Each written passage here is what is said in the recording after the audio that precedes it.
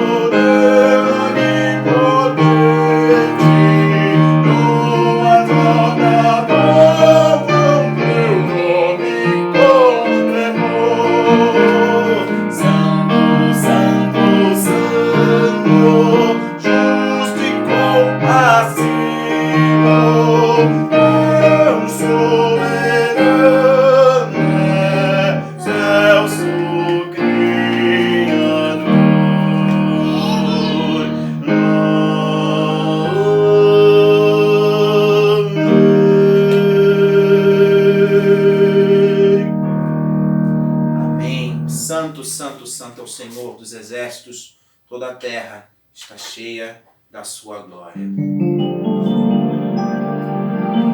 Santo, Santo, Santo é o Senhor dos exércitos, toda a terra está cheia da sua glória.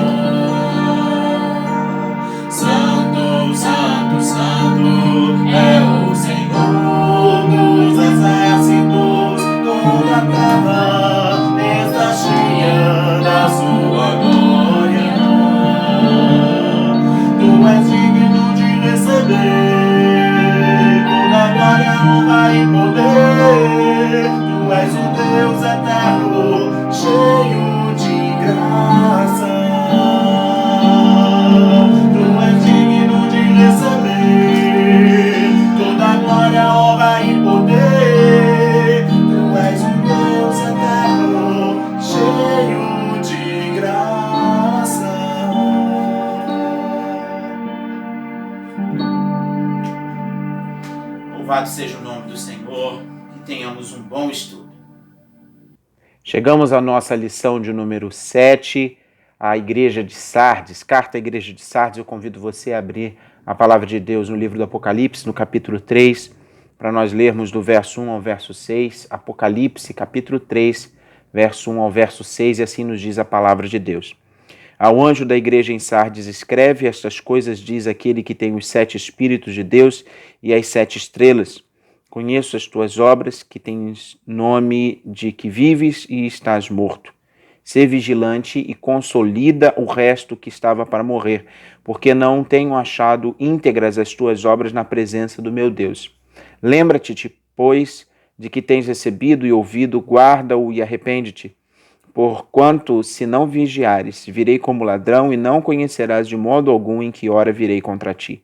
Tens, contudo, em Sardes umas poucas pessoas que não contaminaram as suas vestiduras e andarão de branco junto comigo, pois são dignas. O vencedor será assim vestido de vestiduras brancas e de modo nenhum apagarei o seu nome do livro da vida. Pelo contrário, confessarei o seu nome diante de meu Pai e diante dos seus anjos. Quem tem ouvidos, ouça o que o Espírito diz às igrejas. Vamos orar. Senhor querido, ilumina a nossa mente, o nosso coração, para que, ouvindo a Tua voz, ao estudar a Tua palavra, sejamos edificados pelo Senhor. Oramos agradecidos em nome de Jesus. Amém. A nossa lição de hoje fala da igreja de Sardes, a carta que é escrita à igreja de Sardes. E o autor de nossa lição publicada pela nossa casa editora, a Casa Editora Presbiteriana, a nossa editora Cultura Cristã, tem como subtítulo apenas uma minoria fiel em Sardes. E ele dá início ao nosso estudo fazendo uma reflexão sobre a palavra mediocridade. Eu acho que você já deve ter não só ouvido, talvez até já utilizado a palavra medíocre. A palavra mediocridade, ela indica algo de qualidade média, algo que é comum, algo que não faz muita diferença, né? Mas de uma forma assim pejorativa, quando você vai usar o adjetivo medíocre, ou vai dizer que alguém ou alguma coisa é medíocre, você está querendo indicar que aquilo não tem brilho, que aquilo não tem expressão, que aquilo é muito pobre, que é banal, ou seja, que não faz diferença. Com relação a uma igreja, né, qual seria o problema de uma igreja ser medíocre? Né? E a grande dificuldade de uma igreja é viver na média, né? Viver na mediocridade, é porque ninguém vai notar a sua presença. Né? Ao mesmo tempo em que ela não vai ter inimigos, né? Num certo sentido ela não vai ser perseguida, ao mesmo tempo ela também não vai ser impactante, não vai ser relevante para aqueles que estão à sua volta. Então, estar na mediocridade pode trazer a ausência de perseguições, a ausência de tribulações, mas também faz com que a igreja não cumpra o seu papel de ser sal da terra e luz do mundo. E assim o subtítulo da lição é muito interessante, né? Ele faz uma pergunta: acomodado e preguiçoso? Então é a hora de se arrepender para ser revitalizado, é a hora de perceber qual seja a verdadeira missão da igreja, o chamado que Jesus tem para a igreja e assim cumprir a missão. E é interessante nós começarmos, como sempre temos começado, cada uma das cartas que estão escritas no Apocalipse, elas têm uma autoidentificação do nosso Redentor, do nosso Senhor, e também uma identificação do problema na igreja. E assim a gente percebe que o texto começa com Jesus se autoidentificando, né, como aquele que tem os 7 Espíritos e aquele que tem as 7 estrelas. O que isso significa? Essas expressões já foram explicadas anteriormente, elas estão contidas logo no primeiro capítulo do livro do Apocalipse. Os 7 Espíritos se referem à plenitude do Espírito Santo, né? Aquele Espírito que é pleno, é perfeito, né? É o próprio Espírito de Deus, é o Espírito que perscruta todas as coisas, que escrutina todas as coisas, que conhece todas as coisas. Assim, Jesus está se apresentando para a igreja como aquele que é capaz de diagnosticar, é capaz de advertir e tem o poder para julgar. Ele sabe exatamente cada detalhe da sua igreja, ele conhece perfeitamente a sua igreja e nada fica fora do seu olhar, ele sabe exatamente do que está falando. Ao mesmo tempo, ele é aquele que possui as 7 estrelas. As 7 estrelas são uma referência aos 7 mensageiros, né? Aqueles que são os ministros da igreja, aqueles que são os pregadores da palavra de Deus para a igreja. Assim, o nosso Senhor Jesus, ele é o dono da completude da igreja, tanto da mensagem quanto dos seus ministros e, óbvio, por conseguinte, também dos ouvintes, daqueles que ouvem a mensagem da boca dos seus ministros que precisam pregar com fidelidade a mensagem que lhes é colocada pelo próprio Senhor da igreja. A igreja de Sardes, ela não recebe nem um elogio, tá? Ela se iguala à igreja de Laodiceia nesse sentido, mas quando nós chegarmos a estudarmos a igreja de Laodiceia, nós vamos ver que aquela igreja estava pior. Sardes, no entanto, também não estava bem, né? E assim não recebe nenhum elogio, apenas um incentivo àqueles que de alguma forma haviam permanecido fiéis. A designação, a identificação de Jesus para a igreja é a seguinte: eu conheço as tuas obras, que tens nome que vives, estás morto, né? Tens nome que vives, estás morto, né? Vocês são praticamente como mortos-vivos. Aparentemente vocês estão vivos, mas espiritualmente vocês estão mortos. A cidade de Sardes, ela ficava a 48 quilômetros a sudoeste da cidade de Tiatira, né? E tinha sido no passado a capital do reino de Lídia, mas naquela altura, naquele contexto histórico, no final do primeiro século, era uma cidade que estava em declínio, uma cidade que provavelmente vivia do passado de glória, mas que não percebia a sua atual condição. E assim, provavelmente a igreja também vivia nessa mesma condição, vivendo, né, de um passado de glória que a fazia se reconhecer como igreja, porque lhe havia sido anunciado o evangelho, mas que não conseguia enxergar em que ponto havia chegado, onde estava e o que precisava ser mudado. E nós passamos então a um segundo movimento dessa carta à igreja de Sardes, em que nós percebemos a imagem que é utilizada com relação a ela, porque o texto diz que aquela igreja deveria ser vigilante e consolidar o resto que estava para morrer. A imagem que aqui está sendo utilizada é a imagem de um corpo gangrenando, né? E aí, volte ao verso 1, quando Jesus fala conheço, né? Jesus sabe, Jesus analisa, Jesus julga e ele está dando o diagnóstico daquela igreja. Não uma igreja que pensava estar espiritualmente viva, mas a verdade era justamente o oposto. E assim, o verso 2 contém uma pequena motivação. Ainda existem crentes ali, ainda existe saída, né? E é interessante perceber nas Escrituras que o nosso Deus, ele sempre permite, ele sempre reserva um remanescente fiel, pessoas que não se dobram, né, às inverdades, que não se dobram às injustiças, mas que permanecem fiéis àquilo que o Senhor lhes entregou. E a orientação aqui é para que haja vigilância, para que haja atenção, para que haja um cuidado, zelo. E é interessante quando a gente vai ler a respeito da cidade de Sardes. Era uma cidade cercada por vários penhascos, né, e que geograficamente poderia ser considerada uma cidade segura, e assim os seus habitantes se sentiam seguros com relação à geoestratégia, né? No entanto, aquela cidade havia sido conquistada 2 vezes, porque faltou vigilância, faltou atenção.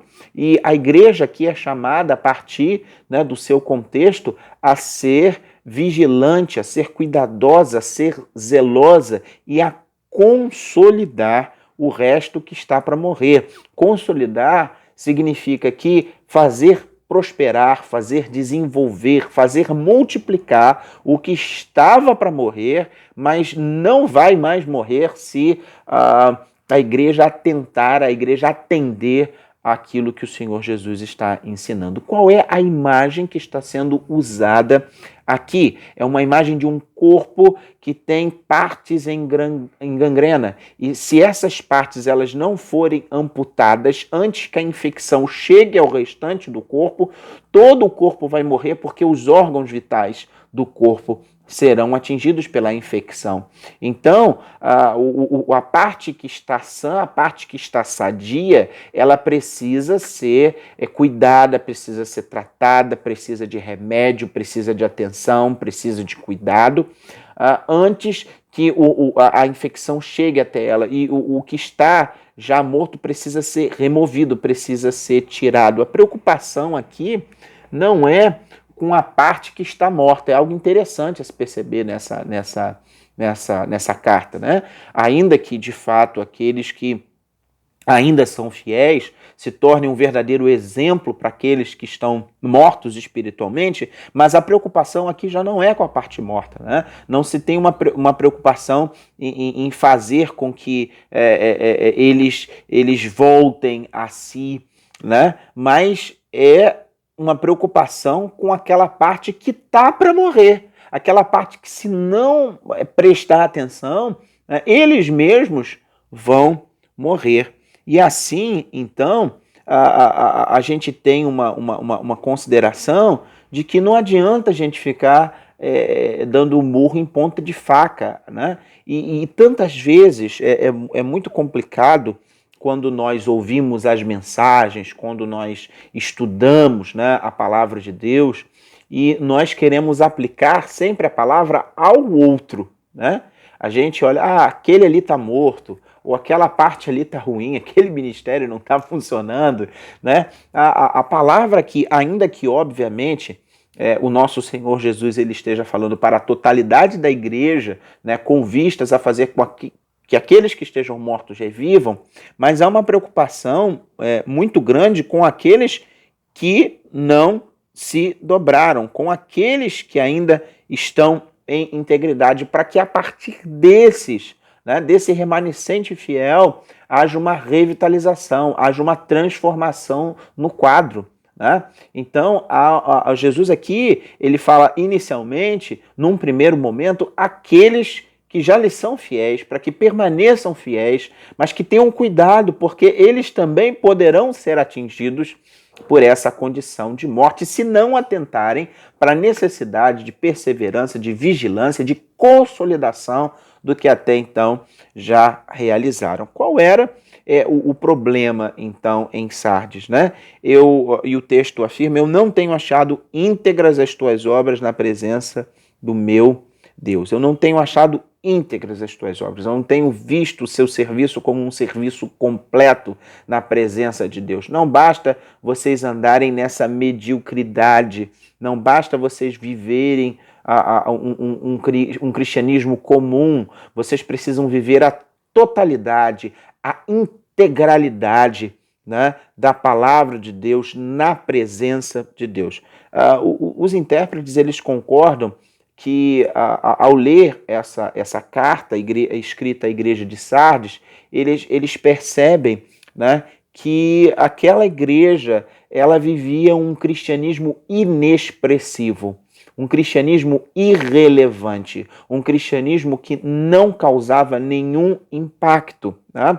E das 7 cartas a igreja de Sardes, né, das 7 igrejas as quais são escritas cartas no Apocalipse, a igreja de Sardes ela pode ser considerada a de menor fervor espiritual, porque ela se adaptou ao ambiente religioso, se adaptou àquele contexto cultural, né, de forma que eles não faziam nenhuma diferença. A mensagem pregada por eles não era uma mensagem que trazia qualquer transformação no mundo à sua volta, né? Aquela igreja ela se adaptou matou, e assim ela é tida como uma igreja morta, ou seja, uma igreja que não tem a postura mental, que não tem a renovação da mente, não tem a renovação espiritual que é trazida, que é concedida pelo Espírito Santo de Deus. Havia ali alguns poucos fiéis, né? Eram esses que mantinham a chama acesa do Evangelho, só que o fogo precisava ser reabastecido, né, para que não viesse a apagar de vez. E o que acontece? Né? O que poderia ter motivado essa irrelevância? É razoavelmente simples de pensar. Porque se o cristianismo fosse vivido na sua plenitude, na sua excelência, o resultado poderia, como acontecia em outras igrejas, das 7 igrejas, o resultado poderia ser a perseguição, o resultado poderia ser o martírio, o resultado seria a oposição tanto de judeus, né, quanto dos próprios romanos, quanto do Império Romano. Então, era uma posição cômoda, era uma posição confortável não viver de forma plena, de forma relevante o cristianismo. Né? Eles estavam lá, viviam o seu cristianismo, né, básico, né, mediano, medíocre, e assim não havia nenhum inimigo contra a igreja. Nada se era levantado contra a igreja. Ela não incomodava, né, com a palavra de transformação da verdade. E assim, a partir desse diagnóstico, o que é que o nosso Senhor Jesus fala para aquela igreja? Nós temos, a partir do versículo 3, uma sequência de verbos na língua grega que vai nos fazer entender que Jesus, ele é extremamente paciente para com o seu povo. Ele é extremamente zeloso, amoroso e também misericordioso, e ele quer que o seu povo saia de onde está e chegue até onde ele quer que nós cheguemos. Né? Ele quer que a gente saia de uma condição de mediocridade, de qualidade média, comum, para uma vida de relevância, uma vida de impacto, uma vida em que nós sejamos de fato e de verdade sal da terra e luz do mundo. E assim, esse Jesus, esse nosso Deus, é extremamente perseverante em amor para conosco, né? Ele não nos abandona e assim ele fala carinhosamente à igreja que ela deve se lembrar, né? Lembrar do que tem recebido e ouvido, e assim guardar, e assim arrepender-se. O que significa isso? Que a igreja precisa voltar aos princípios do Evangelho. A mensagem que a igreja recebeu originalmente, ela precisa ser tomada, considerada, refletida e vivida, ou seja, obedecida, sendo a vida do cristão, o estilo de vida do cristão, uma verdadeira pregação do Evangelho. Então, como que eles tinham recebido aquilo? Através, obviamente, da pregação da palavra, do ensino da palavra. E havia a necessidade, né, deles de guardarem, não no sentido de engavetar, não no sentido de arquivar, mas no sentido de obedecer. Guardar no sentido de pôr em prática. Guardar no sentido de fazer viva a mensagem. E assim, ter uma mudança de vida, né? Viver uma nova vida. E toda essa condição, toda essa realização, ela só acontece a partir de um sentimento fundamental, de uma postura inicial, fundante, primordial, que é o arrependimento. O arrependimento é a consciência de que existe alguma coisa errada, de que há um pecado, que há uma quebra do pacto, da aliança para com Deus, né? Dos termos desse pacto, dos termos dessa aliança, e por isso existe a necessidade de se voltar para Deus em contrição, em convicção de erro, e não somente voltar-se pedindo perdão, porque ele nos é garantido pelo sangue de Jesus, mas a convicção de que é necessário tomar uma atitude, e assim, ao mesmo tempo em que se busca a Deus, né, buscando nele santificação, transformação, motivação, também se volta para nós mesmos, nós nos voltamos para nós mesmos buscando uma nova direção, uma nova condição, uma nova ação, um novo procedimento, né? E o arrependimento, no que nós lemos na Sagrada Escritura, né, especialmente a partir do livro de Atos dos Apóstolos e em toda a história da igreja, é o arrependimento que é o ponto de partida para o verdadeiro avivamento. Sempre que falamos em avivamento, sempre que falamos, né, o termo que está na moda, em revitalização, nós não podemos deixar de falar de arrependimento. Avivamento, revitalização, né, tem muito mais a ver com uma realidade de vida, né, a mudança no caráter, a mudança nos procedimentos e na conduta do cristão, do que propriamente em questões exteriores, visíveis, no que tange ao culto, no que tange à vida financeira da igreja, no que se refere à quantidade de ministérios, né?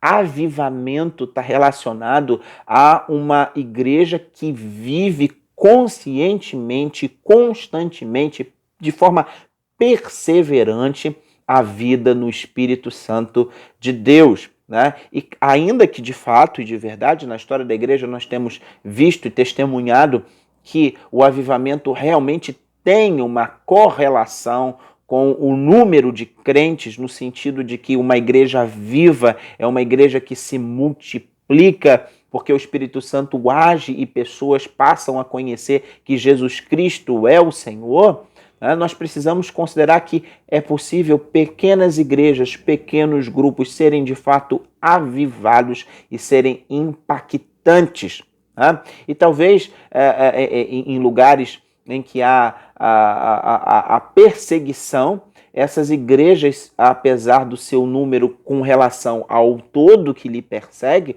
né, ser menor, ser uma minoria nesse sentido, ela se torna grandiosa através do seu impacto, através da sua relevância, e assim ela consegue se multiplicar, e assim a mensagem do Evangelho continua a ser pregada justamente por causa da perseverança e da transformação do caráter das pessoas que de fato vivem a vida no Espírito. O arrependimento é uma percepção do real perigo da situação. E aí, isso que está em jogo aqui na epístola à igreja de Sardes. A igreja precisa entender, ter uma percepção, uma compreensão do real perigo da sua situação. Ela pode nem estar morta ainda totalmente, mas se ela não atender, se ela não perceber que existe a necessidade, né, de ouvir o que o Espírito Santo de Deus está dizendo, ela pode vir a morrer. Então, ao mesmo tempo em que o arrependimento, o avivamento, ele vem dessa percepção real, né, do perigo da situação para a qual ela pode acabar se dirigindo, caso ela não perceba que precisa, né, de fato e de verdade, de viver um cristianismo relevante, há também um profundo sentimento de insatisfação com a vida espiritual. O avivamento ele tem início quando nós percebemos que existe muito mais de Deus, existe muito mais a respeito do Espírito Santo, que ele é capaz de fazer muito além daquilo que imaginamos, do que pensamos, do que sonhamos e do que queremos, né? Ele tem algo realmente extraordinário para realizar na vida da igreja, e essa consciência faz com que o seu povo se volte arrependido e consciente da necessidade de que esse Deus é o Senhor da igreja, e existe uma necessidade premente de uma transformação do caráter, da atitude. O que é que gera, então, esse arrependimento, essa consciência? Uma profunda reflexão, uma profunda análise, uma profunda busca, né? E uma descoberta sobre o viver Cristo, sobre como viver esse Cristo. Viver de modo, em primeiro lugar, bastante vibrante, com ânimo e com relevância, né? A vibração, ainda que possa se expressar, né, corporalmente, no sentido da alegria, no sentido, né, de uma vida daquelas pessoas, né, que, né, são otimistas, daquelas pessoas que com o seu sorriso, com a sua ação, com a sua atitude, elas meio que energizam as coisas, né? Se é que a gente pode usar essa palavra, mas o cristianismo que é vivido de modo vibrante tem um sentido de ânimo na ideia de constância, de continuidade e de relevância, porque é impactante. Também esse viver plenamente em Cristo tem a ver com o fervor, que é o ardor espiritual, a santificação, que é cada vez mais nós nos consagrarmos para Deus, nos separarmos para Deus, nos afastando do pecado. Tanto quanto vivendo com mais amor, vivendo com mais preocupação, né? E também com cuidado mútuo, atendendo para as necessidades uns dos outros. Também com mais testemunho, com mais evangelização, testemunho pessoal, pregação da palavra, né? Compartilhando o evangelho e a salvação em Cristo Jesus. E mais poder, né? No sentido de mais resultados, não vindos do nosso esforço pessoal, mas Deus agindo através dos seus servos, né, fazendo com que a igreja que lhe é fiel seja capaz de impactar e assim, esse impacto fazer com que pessoas conheçam que Jesus é o Cristo e sendo transformadas por esse evangelho, elas mesmas possam ter mudanças pessoais na sua casa, na sua família, no seu trabalho, impactando a sociedade ao seu redor. Isso não acontece sem percepção, sem que nós venhamos a perceber os pecados fundamentais que têm levado a igreja a abandonar os princípios, os pensamentos e a conduta básica do cristianismo, até o ponto que ela chegue à letargia, até o ponto que ela chegue à inatividade. Cristo, ele vem pessoalmente despertar a sua igreja. Então, como despertar? Como? Primeiro, ouvindo o nosso Senhor Jesus Cristo, atendendo para as suas palavras, lendo a sua palavra e atentando para aquilo que ele deseja da igreja, a respeito de tudo aquilo que concerne aos seus mandamentos. Não é uma vida espiritual que se resume à igreja, que se resume, né, às quatro paredes da igreja, especialmente no tempo que temos vivido, às quatro paredes de casa, né? Mas é um cristianismo que ouve Jesus em todas as coisas, tá? Que entende aquilo que ele deseja em tudo, né? Na nossa vida particular, na nossa vida com a nossa família, as nossas relações de trabalho, tá? Na nossa relação com o próximo, quanto à nossa necessidade de doação em função do próximo. Tá? É uma igreja que ora intensamente, buscando Deus e a sua vontade.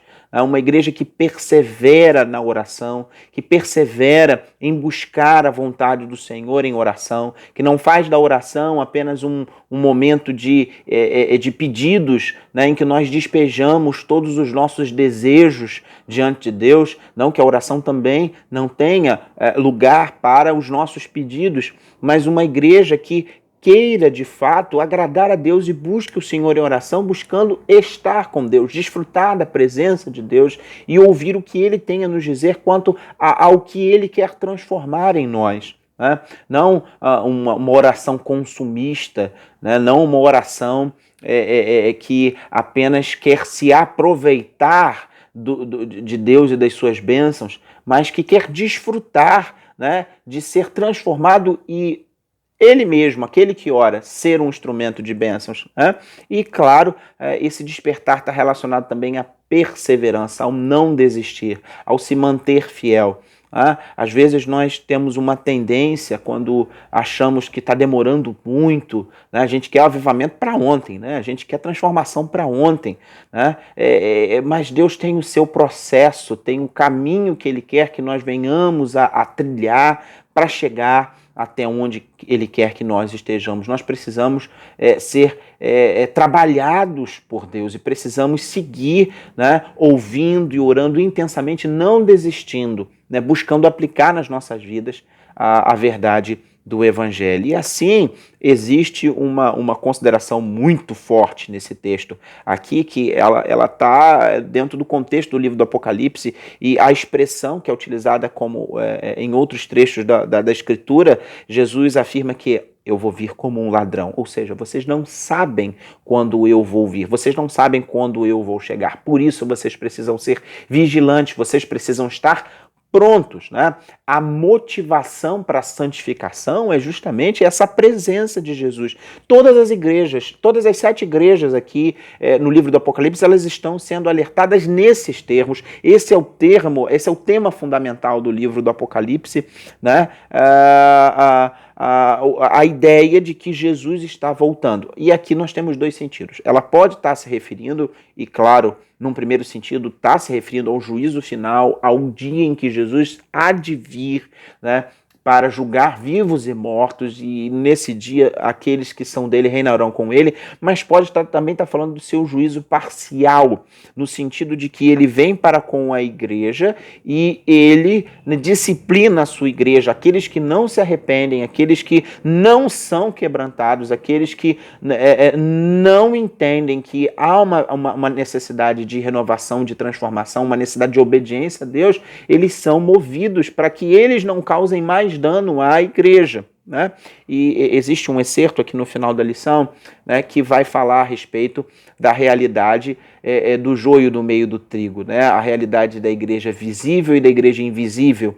A nossa teologia tradicional, a exposição doutrinária da Confissão de Fé de Westminster, vai nos ensinar a respeito da igreja visível, que é a totalidade das pessoas que compõem a igreja tal como ela é vista na terra. E nessa igreja, de fato, existem aqueles que estão inseridos nela e não são do Senhor.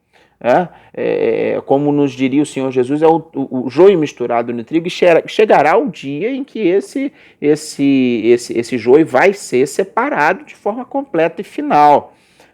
Mas isso não significa que hoje mesmo o Senhor, em alguns momentos, para que a sua igreja não sofra mais, e essas pessoas sejam sendo tiradas, né? Para quê? Para que a igreja possa viver a vida que está proposta por Cristo. Então, a mensagem, ela também tem uma indicação, num primeiro momento ela fala esse remanescente fiel, mas ela também fala aqueles que, de alguma forma, não pertencem a esse joio, não são esses que não pertencem a igreja invisível, que é a totalidade dos santos, dos eleitos, daqueles que são mesmo de Cristo, tanto os do passado, do presente, quanto aqueles que ainda crerão, né?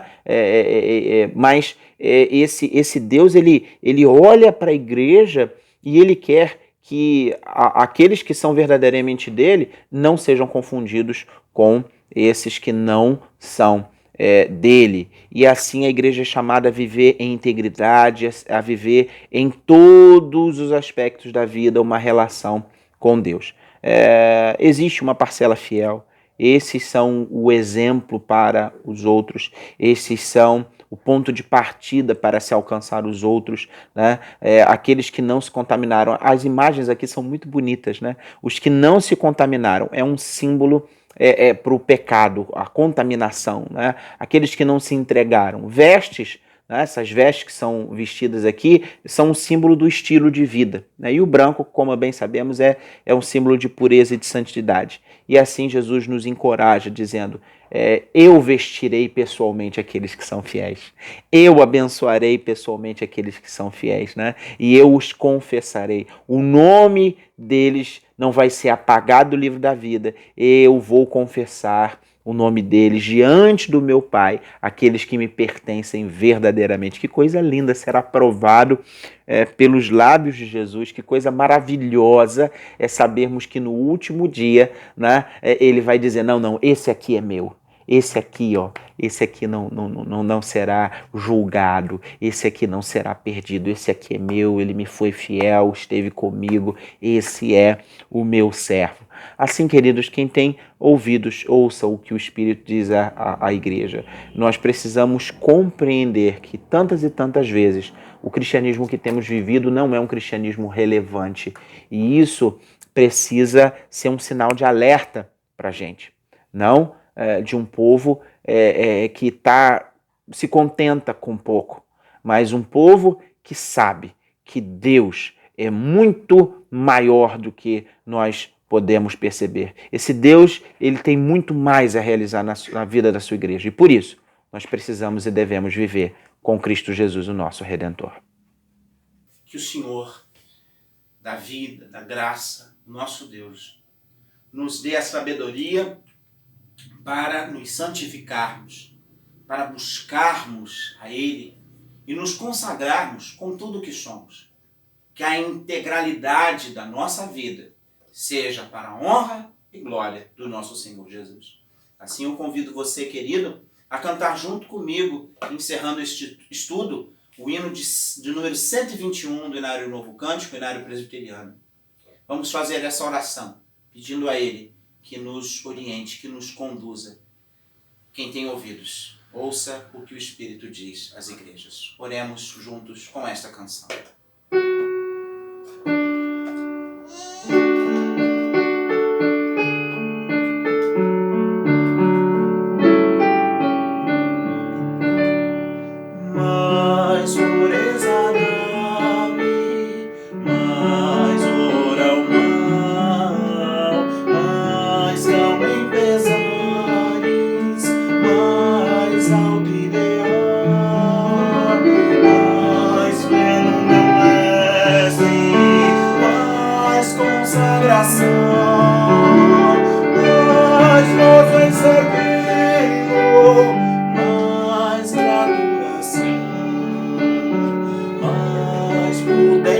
Dá-me mais paz, meu Senhor, mais firmeza em Cristo, mais força na cruz.